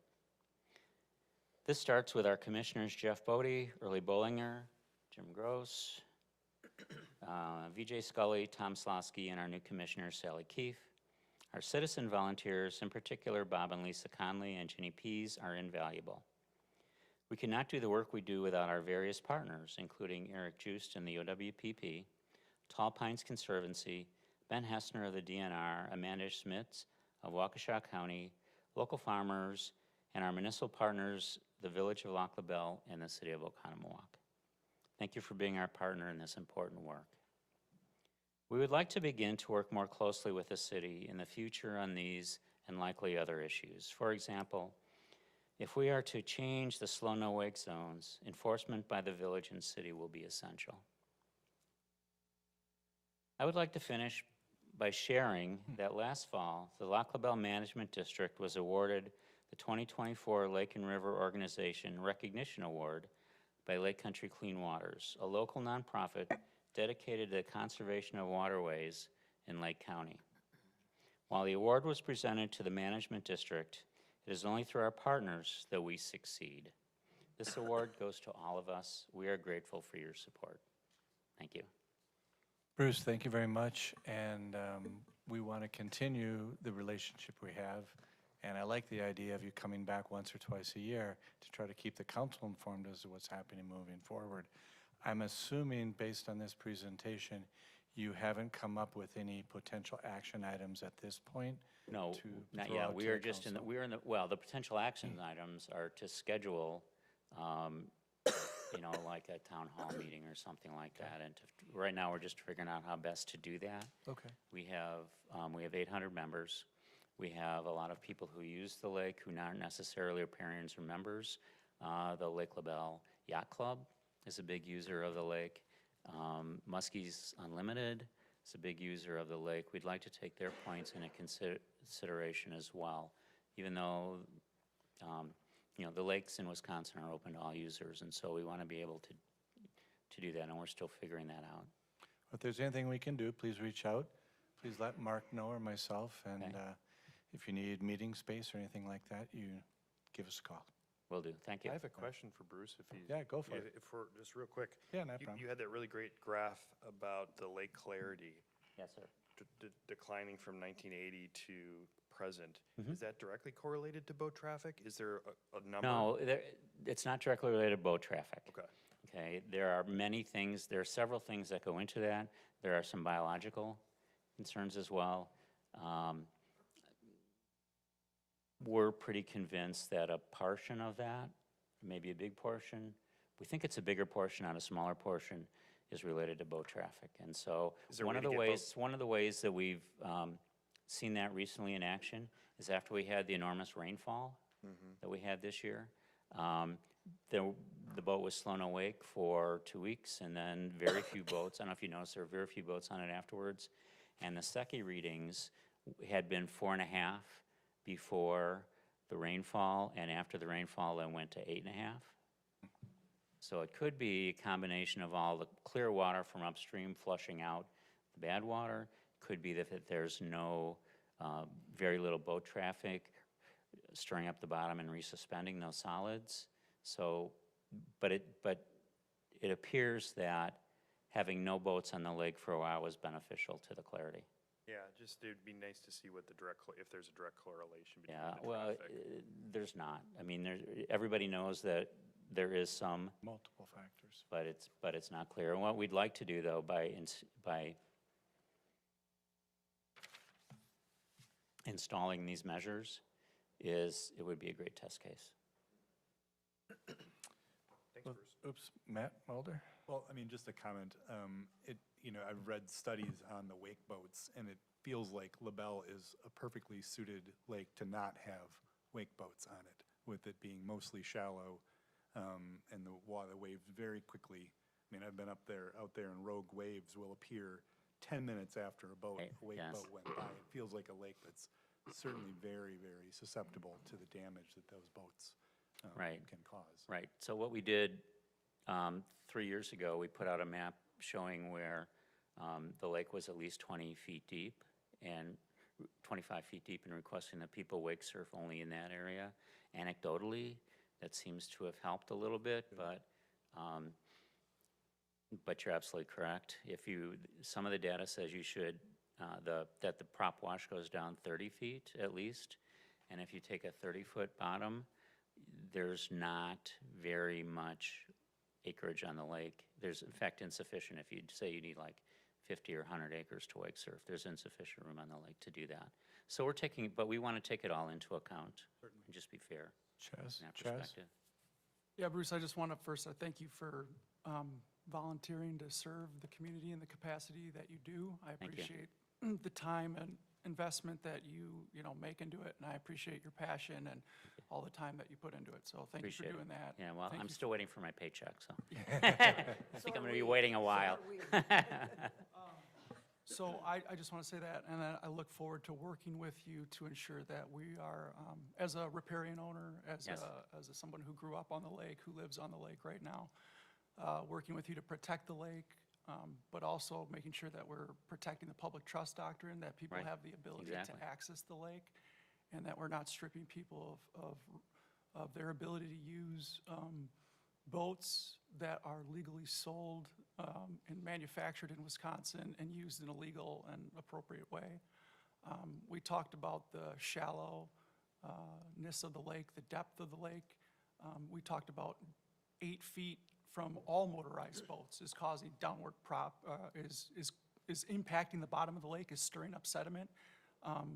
I think we saw at that graph, I mean, it's 5 feet almost out to the middle at certain portions. So the number of wake boats is extremely limited compared to the overall number of boats that are on the lake. So we need to make sure that we're treating boat owners fairly, that we're respecting people's rights as Americans, as the ability to use the lake, the public trust doctrine, and that we're protecting our environment as well.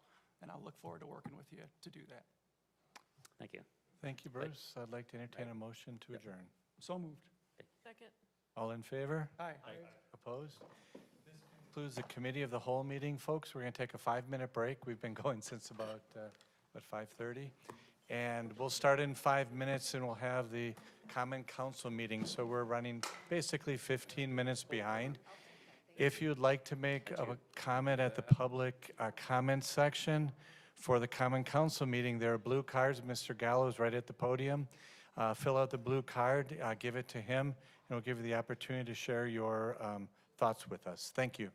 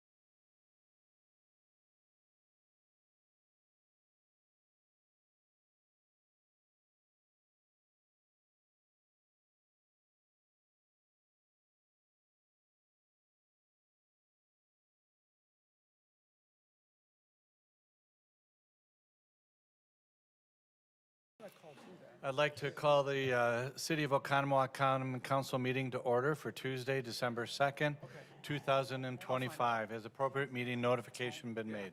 It has, Your Honor. If we would all please rise, and Bruce, before you head out, would you please lead us in the Pledge of Allegiance?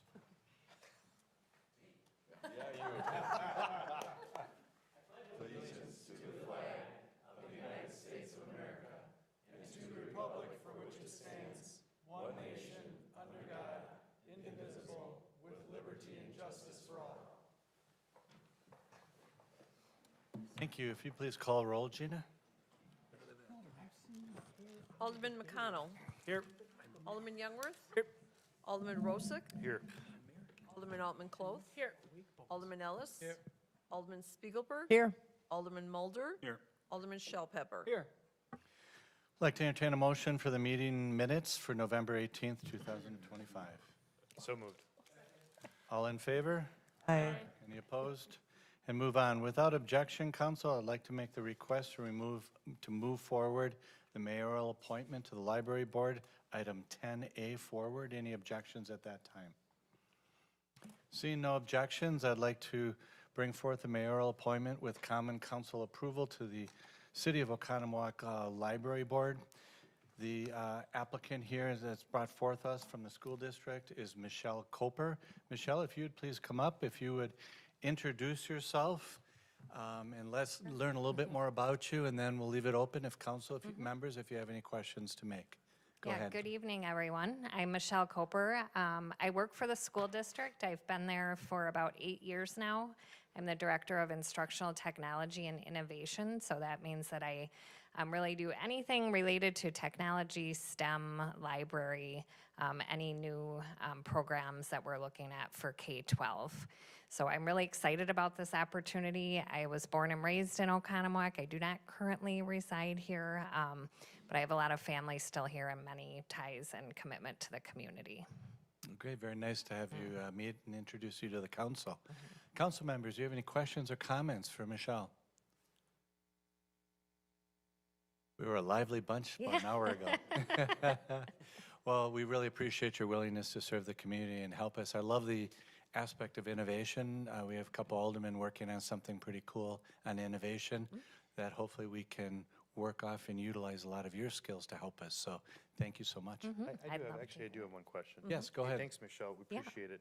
That was my only concern, is that you don't actually live in the city, but you work for the school district. I So do. you've got that connection. Yes. The kids using books in your library, using them here, and Yeah, so I oversee all of our library services and our Okay. STEM programming, so this will be a really nice connection for Good me synergy. to be able to work with that group and everyone involved. Okay. No, I appreciate Alderman Mulder. So for the new or council members who haven't served on the library board, we always have one representative from the school district on the library board, which gives us that really important connection between the shared services. So our previous member had dropped off, I think, in June, maybe, something like that, so. Thanks. I'd like to entertain a motion, please. So moved. Second? Any further questions or comments? Please call roll. Alderman McConnell. Aye. Alderman Youngworth. Aye. Alderman Rosick. Aye. Alderman Altman Cloth. Aye. Alderman Ellis. Aye. Alderman Spiegelberg. Aye. Alderman Mulder. Aye. Alderman Shell Pepper. Aye. 8-hour meetings every Tuesday. They didn't tell you that before? Ooh, you should have said that first. No. Welcome to the Okay. community, and thank you so much for serving. Thank you. Have a good night. Great. And Jennifer, thanks for bringing her in. You're welcome.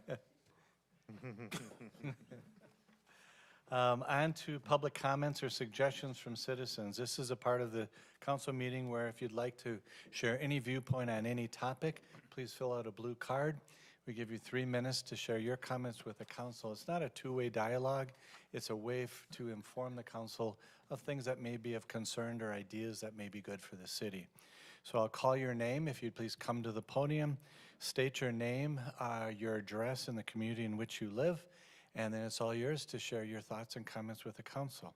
So I only have one card at this point. It's for Rob Kwiatkowski. Rob, if you'd please come forward. I'm Bob Kwiatkowski, residing at 215 East Pleasant Street. And I'm here representing the owners of the residential units, 46 residential units, and 8 commercial units that make up the Fowl Lake Village Condominium Owners Association. We're in fact the closest residential neighbors to City Hall, and I'm actually joined with about a dozen of my neighbors here tonight. Collectively, we are very much in favor of placing the public restrooms adjacent to the Village Green, and very much opposed of placing them at the rear of the City Hall for several reasons. First, we believe that the greater need is at the Green, not 500 or so feet away, and in fact, the proposals for redevelopment of the enterprise property directly across the street from Sherpers also have restrooms. So you could end up with a situation where you have 2 sets of restrooms less than a block from each other and none at the Village Green. Second, we're concerned that restrooms would encourage loitering in the adjacent parking lot.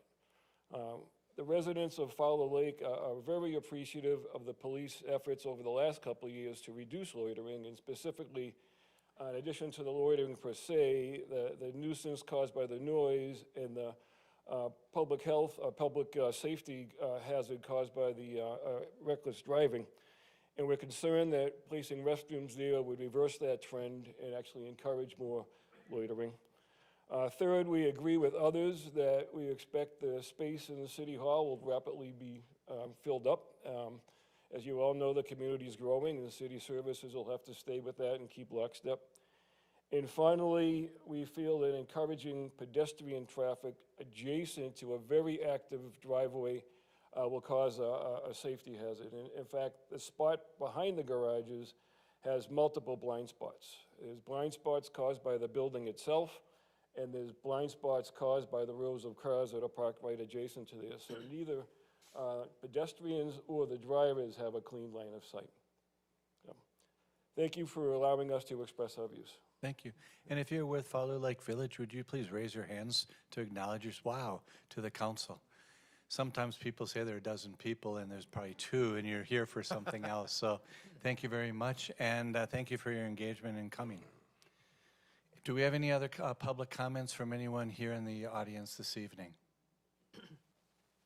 Seeing none, we're going to move on to our consent agenda items. Council, I'd like to entertain a motion for consent agenda items 6A and B. Rozak, so moved. Second. All in favor? Aye. Opposed? And it moves forward. We're going to then move on to our committee reports, starting with Finance. Consider act on Resolution 25-R3323, authorizing annual indexing of impact fees and sewer availability charges effective January 1, 2026. Thank you, Mr. Mr. Hatton. Mayor. Each year, the first meeting in December, we bring this forward in ordinance for both impact fees and sewer availability charges. There's a mechanism to provide for increasing those fees to keep pace with rising costs. So that's this motion before you. It's summarized in the memo in your packet. It was recommended for approval by Finance Committee earlier this evening. Any comments or questions? I'd like to entertain a motion, please. So moved. Second. All in favor? Aye. Opposed? And move on to our next item. Consider act on Resolution 25-R3324, approving the 2026 Lake Country Municipal Court budget. Chief Pfister. Thank you. Lake Country Municipal Court Administrative Committee met, Operations Committee met, and all approved the budget. The 2026 budget has an estimated revenue of $482,000 and the expenditures of $182,000. Once again, the court will be self-sufficient. No municipalities will have to pay any money in. Well done. Any questions or comments from council? I'd like to entertain a motion, please. So moved, Ellis. Second. All in favor? Aye. Anyone opposed? Motion passed. Let's move on to consider act resolution 25-R3325, approving development application review fees adjustments. Mr. Gallo. Thank you, Mayor. Earlier tonight, the Finance Committee recommended approval of this resolution. increases the administrative portion of the development review fees from basically $75 to $100. Also, it increases the zoning determination letters from $100 to $200. The admin fee was last changed in 2017, 9 years ago. We feel it's a modest increase, only $25. The chargebacks for staff time to do the review, that goes up annually, but this is just to cover the clerk taking minutes at a meeting, maybe some packet information, doing some administrative duties. So we get additional fees other than the 75. I did misspeak at the committee. I was asked about the other costs on the resolution. Why aren't those changing? I said those were based on ordinance, but those were actually included in the prior resolution in 17, but it was determined that those are over $400 plus chargebacks, so those are covered. Those don't need to be increased. It's just the $75. Questions or comments for Mr. Gallo? Thank you for the clarification. Alderman Spiegelberg. I was going to say, we asked various questions regarding this in the Finance Committee meeting and felt comfortable moving this forward, and thank you for your information, Jason. Like to entertain a motion? So moved. Second. Any further questions or comments? Call roll, please. Alderman McConnell. Aye. Alderman Youngworth. Aye. Alderman Rosick. Aye. Alderman Altman Cloth. Aye. Alderman Ellis. Aye. Alderman Spiegelberg. Aye. Alderman Mulder. Aye. Alderman Shell Pepper. Aye. Under our next item, consider act on Resolution 25-R3326 for the GIS Professional Service Contract for Planning. Mr. Gallo. Thank you, Mayor. The Finance Committee discussed this earlier this evening. They did recommend this to the council with a recommendation to approve the resolution. This is a GIS upgrade and maintenance extension contract for Mead and Hunt. GIS is Geographic Information Systems. We've been using this for years. We've been building a database, primarily the utilities. Planning hasn't been that involved in it. We do have a GIS through Waukesha County that I use every day, if not multiple times every day. But what the county doesn't have is a lot of the local layers that we would like to put on there that are specific for the city of Oconomowoc. You go on other communities like the city of Brookfield, for example, they have a GIS that's accessible to the public. They can go on and they can check their zoning, they can look at aerial photos, they can look at their aldermatic districts, they can look who's got liquor license. You can put anything on there, can be mapped, and it depends on what you want to do. You have layers on the one side, you click a layer and it lights up the screen. The county's GIS does not have like zoning. It doesn't have our future land use map. It doesn't have, our food trucks, our chickens, the list could go on and on. So I would recommend that we do this. It's a lot of money for the planning department. We don't spend a lot of money usually. This has been 2 years in the making. It was budgeted in the 24 budget, and that was carried over into the 25. So the money has been earmarked specifically for this. So we had 48,000. They're coming in at 43,000. So I recommend approval. Questions or comments for Mr. Gallo? It's nice to see your department now engaging, so that's wonderful, Jason. Like to entertain a motion, please? So moved, Rosick. Second. Any further questions or comments? One Call roll. comment. Oh, yes. Seems like a great opportunity to promote transparency with city government, Yeah. generally another way to do that. So I've always been supportive of that and look forward to seeing this implemented.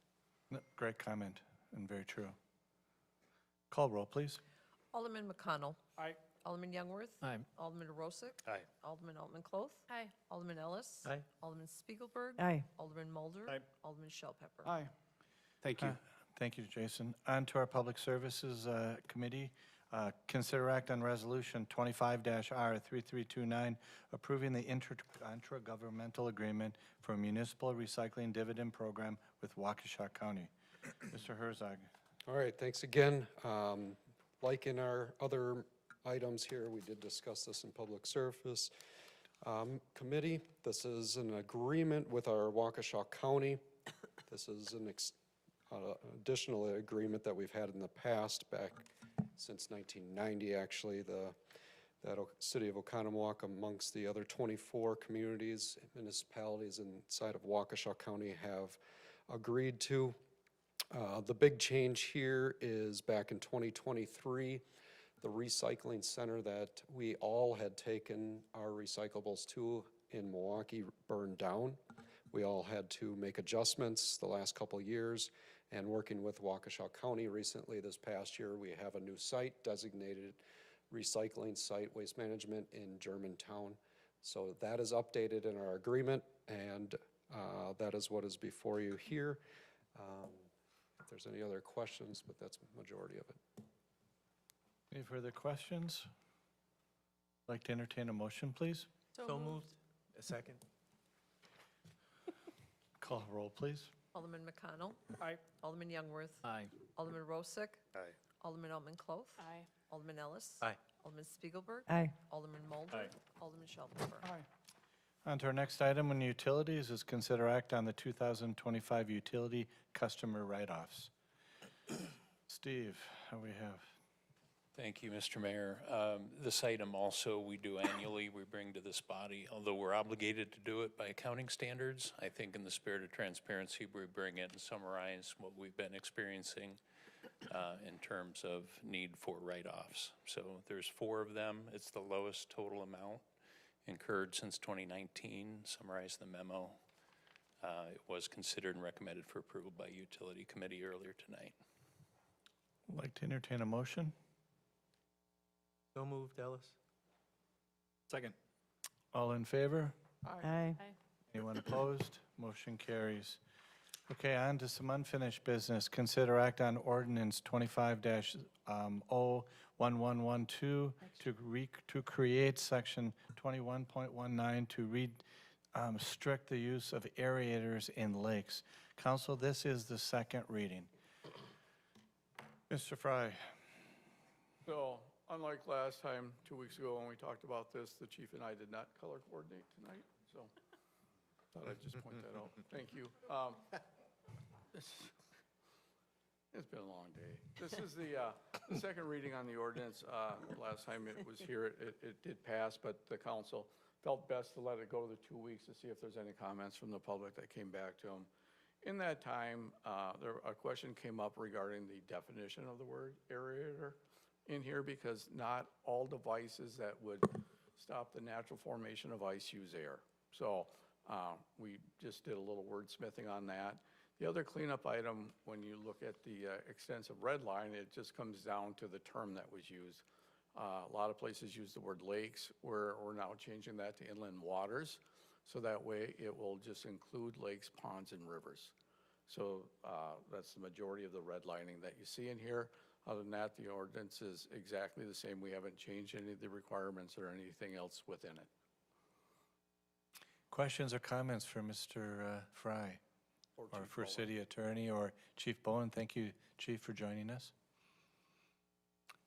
Alderman Shellpepper. Have we received any feedback? No. Okay. I looked at some of the comments that were on social media, generally positive.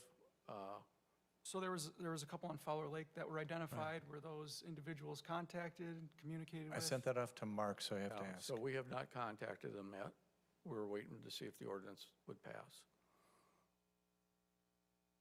Backwards. Okay. Why would you contact them if it hasn't passed? Well, just to let them know that, hey, it's happening, you know, that this is going on, and you know, Yeah, just to see if there's any feedback. But The other feedback, I got a lot of feedback from Fowler because I'm on a big Yeah. text. And everybody that was on our text string was very positive about it. Okay. So, yeah. I apologize, Alderman Shellpepper. No, it's all good. I'm just putting it out there. Wanted to, you know, have that communication. So. Yep. You did what was right. Yep. Like to entertain a motion, please. So moved. Second. Any further questions or comments? Call roll, please. Alderman McConnell. Aye. Alderman Youngworth. Aye. Alderman Rosick. Aye. Alderman Altman Cloth. Aye. Alderman Ellis. Aye. Alderman Spiegelberg. Aye. Alderman Mulder. Aye. Alderman Shellpepper. Aye. On to new business. Just a heads up, council, we have 2 items under new business. Item 9B is being removed. There still needs some due diligence needs to be done, so that will not be addressed by council today. We only have 1 item, consider act on the American Tower assignment and the assumption of lease agreement. We're swapping out AT&T for American Tower. Everything's the same. They're both as responsible, and there really is no reason not to go ahead and allow them to swap. Alderman Ellis? Why? Because they asked. Okay. They're selling the, their rights on the tower to Someone else. another entity that is as stable as AT&T. As somebody that's in the telecom business, this does happen all the time. I was just gonna say, can I assume this is literally just a name change, ownership change? There No, was- it's not a name change. It is an actual transfer to a new entity. But American Tower has probably, $50 billion in Wisconsin, and I'm not concerned about it.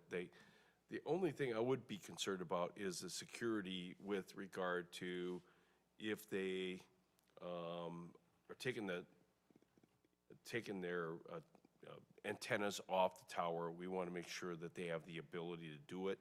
They do. And Alderman outside of Ellis. that, there was no stated intention to do anything different. That wasn't, No, it is the same lease, 100% new owner. Alderman Ellis? So if, I'm just trying to wrap my little brain around this, the average citizen here, while they're calling on their phone, will have no issues, no concerns. There won't be a problem. It's like, okay, I have AT&T, why am I not getting coverage here? There shouldn't be any of that going on. Same antennas, exact same service, new owner. Alderman Spiegelberg? Thank you.